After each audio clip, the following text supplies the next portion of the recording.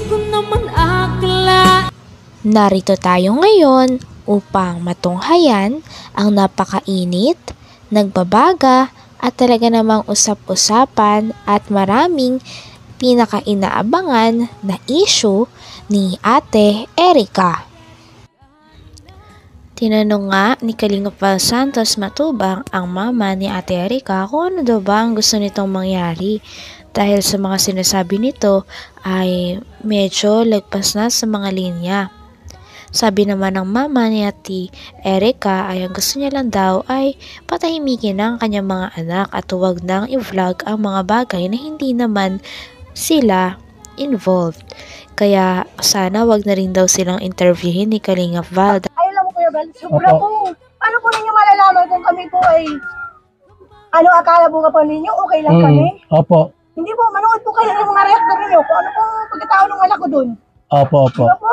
Unawaan ko po naman yun. Hindi yun naging bata, Kuya Bal, kasi nag-aaral, kawawa naman. Siya nga po, naintindihan ko po yun. Totoo po, sa school yung anak ko, grabe. Yun lang yung inaasahan ng bata na Oo nga po.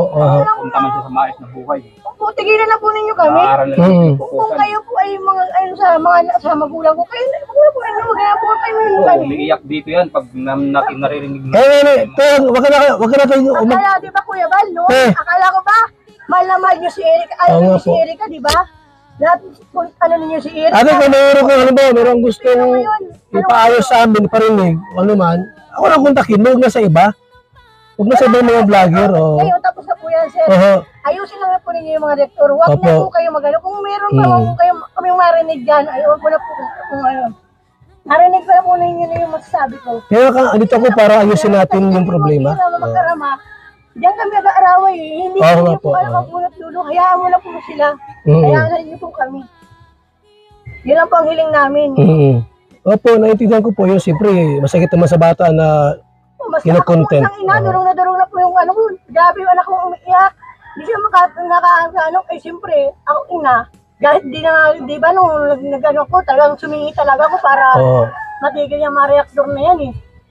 Kahit ayaw na pinipigilan ako ni Misa Kanigite kasi matagal na daw eh. Eh gusto ko talaga matigil kayo kasi minsan po nagre-react kayo kay Dikay, hinahanap ng mga tao.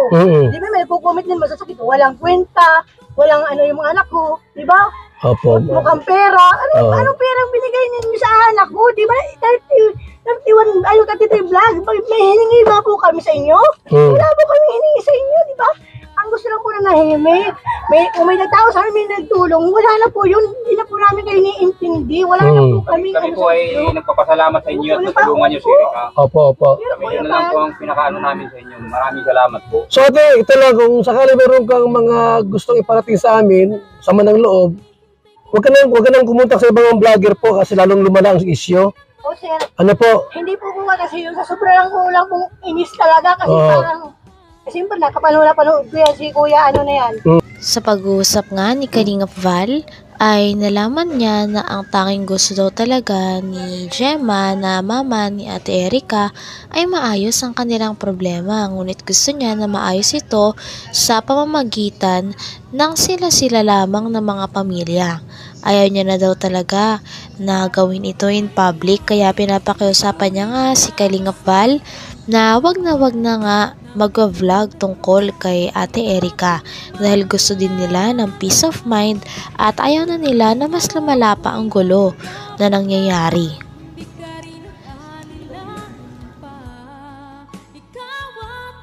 Hindi po po kasi yung sa sobrang kulang pong inis talaga kasi parang, siyempre nakapanood ko yan si Kuya, ano na yan.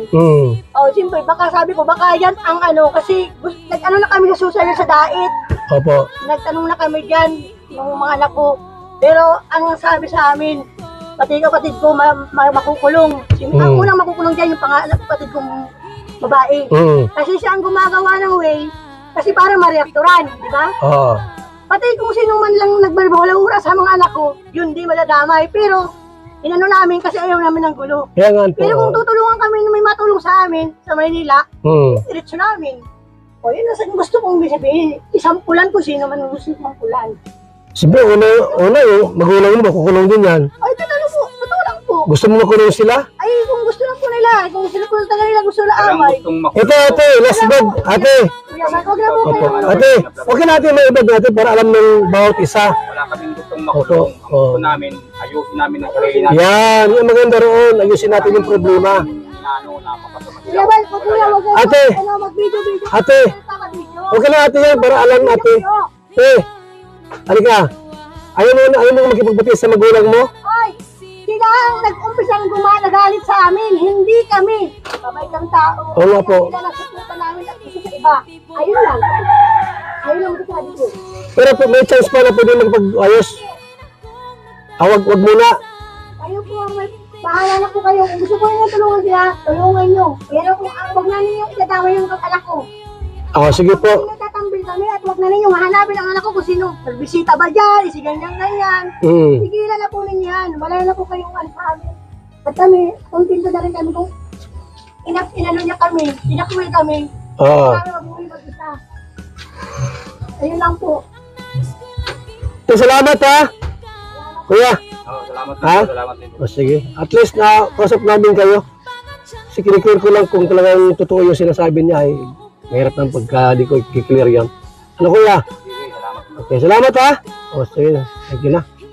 So ito mga kalingap, kung gusto na po ni Gina, ay huwag nang i-thumbnail si Erica. Walang problema sa atin. Diba? So, family problem yan eh. Salamat po mga kalingap. Ang pag-uusap nito ni Kalingap Val Santos Matubang at ni Gina ay sa huli, naintindihan din ni Kalingap Val at ni Ate Gina ang isa't isa. Sinabi din ni Kalingap Val na ito na rin daw ang pinakahuli na magiging content niya tungkol kay Ate Erica. Kaya naman daw sasabihin niya rin ng mga vloggers na nagre-react sa mga video na huwag na rin ituloy at huwag nang gambalain sila Ate Erica at ang kanyang pamilya nang masolve na nila ang mga problema nila sa kanila lamang. So yan po mga kalingap. Ang gusto po nila ay huwag nang i-content. Huwag nang i-content si Erica o sila po mga kalingap. Ang sabi ko naman, huwag kayong mga magpa-interview kahit kanino mga vlogger para hindi na po humaba ang istorya. So ito pong video po ay last upload ko ito. At ngayon po ay August 6. So hanggang August 8 tayong mag-content. 9 po, sana wala na mag-content ng mga reactor ng Kalingap para huwag na rin po sila mag-content umakyat pa sa mga ibang live streaming para huwag na po humaba yung kanilang yung usapin tungkol dito dahil nga naman ang pamilyang away pamilya po ito. Ako po ay kaya ako pinuntahan dyan sila para linawin ko lang yung sinabi niya po na walang binibigay si Kalingap Rab kay Erica. So ang sinabi niya na walang binigay nung umalis. Siyempre umalis, may trabaho, ay retirement, separation fee. Siyempre wala na umalis na Tsaka may usapin tungkol sa pera, ayun tungkol sa pabahay. So yan lang po mga kalingap. Pagbigyan natin yung hiling na huwag nang i-content kasi siyempre po yung bata kawawa naman yun. Nag-aaral po yung anak niyang si Erica po. So hiling lang po natin, huwag na siyang mag-content. Last na po itong ating pong vlog ngayong araw na ito. August 6. Last na po ito. Hindi na ako ma-content sa kanila. Kung yun ang request nila po. At hiling ko lang po na huwag na rin i-content. Huwag silang umakyat sa mga live streaming ng mga ibang pasaway na mga reactor na ang hangad lang po ay guluhin. Huwag na siya makikiandon. May problema siya, meron siyang problema sa Kalingap. Isa mismo po ang direkta magpag-usap sa akin. Huwag na kung kani-kanino. Maraming salamat po. Hanggang dito na lamang muna ang ating napakainit, nagbabaga, pinakainaabangan at usap-usapan na latest issue ni Ate Erica. Maraming salamat sa inyong panonood. Hanggang sa muli. Bye!